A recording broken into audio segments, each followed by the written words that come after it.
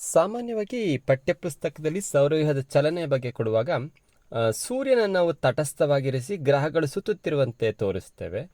ಅದೇ ರೀತಿ ಕೂಡ ಮಕ್ಕಳಿಗೆ ಹೇಳ್ತೇವೆ. ಆದರೆ ಇದು ಸರಿಯಾ? ನೋ. ಇಲ್ಲಿ ಸೂರ್ಯನು ಕೂಡ ಚಲಿಸುತ್ತಿರುತ್ತಾನೆ. ಬ್ರಹ್ಮಾಂಡದಲ್ಲಿ ಸೂರ್ಯ ಮತ್ತು ಗ್ರಹಗಳ ಚಲನೆ ಹೇಗಿರುತ್ತೆ ಅಂತ ಈ ವಿಡಿಯೋವನ್ನು ನೋಡಿದಾಗ ನಿಮಗೆ ಗೊತ್ತಾಗುತ್ತೆ. ಸೂರ್ಯ ಪ್ರತಿ ಗಂಟೆಗೆ 8,28,000 ಕಿಲೋಮೀಟರ್ ವೇಗದಲ್ಲಿ ತನ್ನ ಮಿಲ್ಕಿ ವೇ ಗ್ಯಾಲಕ್ಸಿಯಲ್ಲಿ ಚಲಿಸುತ್ತಿರುತ್ತಾನೆ. ಇದರ ಹಿಂದೆಯೇ ಸೂರ್ಯನನ್ನು ಗ್ರಹಗಳು ಸುತ್ತುತ್ತಾ ಇರುತ್ತದೆ. ಅವು ಕೂಡ ಹಿಂಬಾಲಿಸ್ತಾ ಇರುತ್ತದೆ ಅಂತ ಕಾಣುತ್ತೆ. ಇದರ ಒಂದು ಚಿತ್ತಾಕೃತಿಯನ್ನು ನಾವು ಈ ವಿಡಿಯೋದಲ್ಲಿ ಅದ್ಭುತವಾಗಿ ಸುಂದರವಾಗಿ ನೋಡಬಹುದು.